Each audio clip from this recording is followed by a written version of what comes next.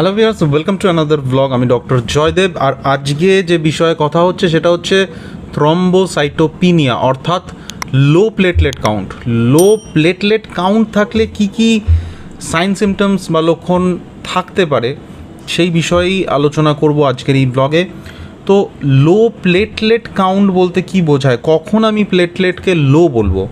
তার আগে জানতে হবে যে প্লেটলেটের নর্মাল কাউন্ট কি। আমরা সবাই জানি যে প্লেটলেট হচ্ছে রক্তের এমন একটি কণিকা যেটি আমাদের শরীরে রক্ততঞ্চনে সাহায্য করে, অর্থাৎ শরীরের কোনো স্থান কেটে গেলে, কোনো স্থান থেকে ব্লিডিং হলে সেই ব্লিডিংকে স্টপ করার জন্য প্লেটলেট খুব গুরুত্বপূর্ণ রোল প্লে করে।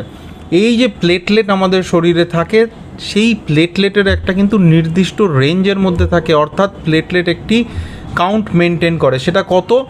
সেটা রক্তের মধ্যে 1.5 লক্ষ থেকে 4.5 লক্ষ প্রতি মাইক্রোলিটার ব্লাড, অর্থাৎ 1.5 লাখ থেকে 4.5 লাখের মধ্যে যদি প্লেটলেট কাউন্ট থাকে তাহলে সেটাকে নর্মাল ধরে নেওয়া হয়। যখন 1.5 লাখের কমে কাউন্ট চলে আসে তখন তাকে বলা হয় থ্রম্বোসাইটোপিনিয়া, অর্থাৎ লো প্লেটলেট কাউন্ট। কিন্তু 1.5 লাখের থেকে জাস্ট নিচে চলে এলেই সেটা নিয়ে যে খুব বেশি কিছু চিন্তা করার আছে এমন নয়। অনেক ক্ষেত্রেই দেখা যায় যে অনেকেরই প্লেটলেট কাউন্ট 1,30,000, 1,20,000, অথচ তাদের কোনো সমস্যাই নেই। তো অনেক ক্ষেত্রে সাধারণত দেখা যায় যে এই 1,20,000, 1,30,000 বা 1,40,000 প্লেটলেট কাউন্ট আছে এবং কোনো সমস্যাই হচ্ছে না। তো নর্মালি কিভাবে প্লেটলেট, লো প্লেটলেটকে কিভাবে ক্যাটেগরাইজ করা হয়? প্রথমে হচ্ছে মাইল্ড থ্রম্বোসাইটোপিনিয়া, সেটা হচ্ছে যে 1 লাখ থেকে 1.5 লাখের মধ্যে। মডারেট থ্রম্বোসাইটোপিনিয়া অর্থাৎ 50,000 থেকে 1 লাখের মধ্যে। এবং সিভিয়ার থ্রম্বোসাইটোপিনিয়া যেটা হচ্ছে 50,000-এর নিচে। এবং অবশ্যই যখন 20,000-এর নিচে চলে আসবে সেটা কিন্তু বেশ ক্রিটিক্যাল লিমিটের নিচে চলে এসছে, অর্থাৎ সেক্ষেত্রে শরীরের মধ্যে বেশ কিছু বড় ধরনের কমপ্লিকেশান অ্যারাইজ করতে পারে। তো এবার আমরা একটু জানবো যে এই প্লেটলেট কাউন্ট যখন কমে যায় তখন কি কি ধরনের সাইন সিমটমস বা লক্ষণ প্রকাশ পায়।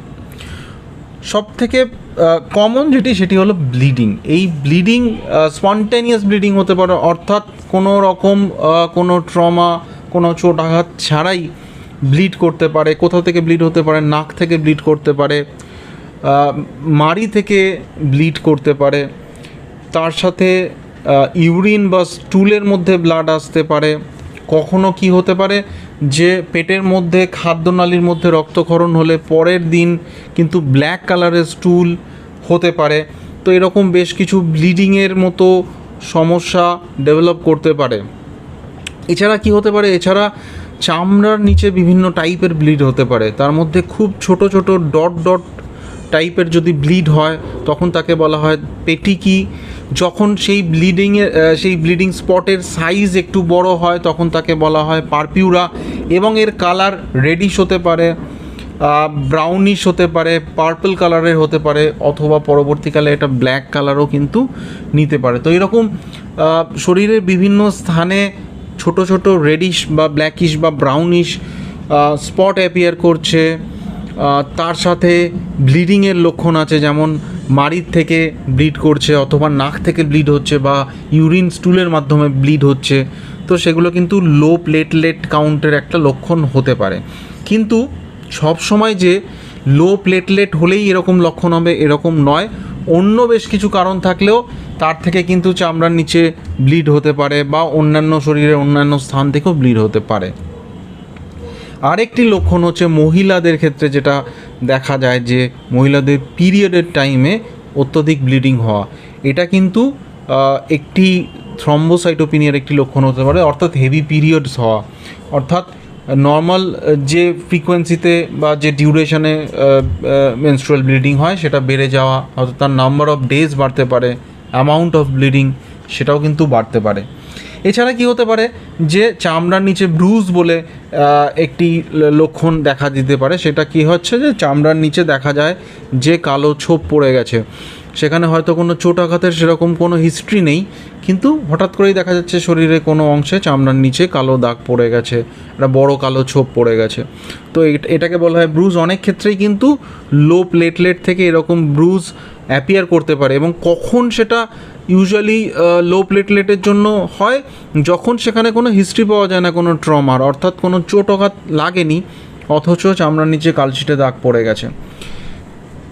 এছাড়াও এই ধরনের সিমটমস থাকতে পারে, এবং সবথেকে ইম্পর্ট্যান্ট হলো আরেকটি প্রেজেন্টেশন, সেটি হলো অ্যাসিমটোম্যাটিক, অর্থাৎ কারোর শরীরে প্লেটলেট লো আছে কিন্তু তার কোনো সিমটম নেই।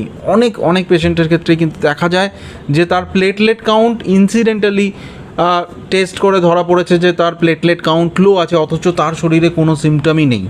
এরকমও কিন্তু বেশ কিছু সংখ্যক পেশেন্ট থাকেন, তাদের শরীরে কোনো সিমটমই থাকে না। যাদের ক্ষেত্রে প্লেটলেটের কাউন্ট 20,000-এর নিচে, এবং স্পেশালি যাদের 10,000-এর নিচে চলে আসে, তাদের ক্ষেত্রে কিন্তু শরীরের বিভিন্ন ইন্টারনাল যে অর্গানস আছে তাদের মধ্যে হেমারেজ বা রক্তক্ষরণের মতো সমস্যা হতে পারে, এবং সেটা কিন্তু বেশ ক্রিটিক্যাল হতে পারে। সুতরাং প্লেটলেট কাউন্ট যখন লো থাকবে অবশ্যই আপনি ডক্টরের পরামর্শ নেবেন, তার পরামর্শ অনুযায়ী চলবেন, এবং সে যেরকম তার জন্য যা ট্রিটমেন্ট সেই ট্রিটমেন্ট নেবেন। কখনোই কিন্তু প্লেটলেট লো আছে সেটাকে কিন্তু নেগলেক্ট করার নয়, স্পেশালি যখন প্লেটলেট কাউন্ট 30,000-এর নিচে চলে এসছে তখন কিন্তু অবশ্যই কিন্তু কশাস হতেই হবে। তো আজকে আমরা জানলাম যে লো প্লেটলেট কাউন্ট বা থ্রম্বোসাইটোপিনিয়া হলে কি কি লক্ষণ থাকতে পারে, কিন্তু একটা কথা আমাদের ভুললে চলবে না, সব ক্ষেত্রে যে লক্ষণ থাকবে এমন নয়। কিছু কিছু ক্ষেত্রে প্লেটলেট কাউন্ট লো থাকতে পারে কিন্তু তার সাথে অ্যাবসলিউটলি কোনো সিমটম হয়তো থাকলো না। তো ব্লগটি কেমন লাগলো অবশ্যই কমেন্ট করে জানান। এই বিষয়ক যদি আপনার কোনো প্রশ্ন থাকে অবশ্যই কমেন্ট করে আমাকে জানাতে পারেন, আমি চেষ্টা করব পরবর্তী কোনো ব্লগে সেই কমেন্টের আনসার করার। চ্যানেলে যদি নতুন হন চ্যানেলটি সাবস্ক্রাইব করে অল নোটিফিকেশান অন করতে ভুলবেন না, এবং সবশেষে ভিডিওটিকে কিন্তু একটি লাইক দিতে ভুলবেন না। Thank you.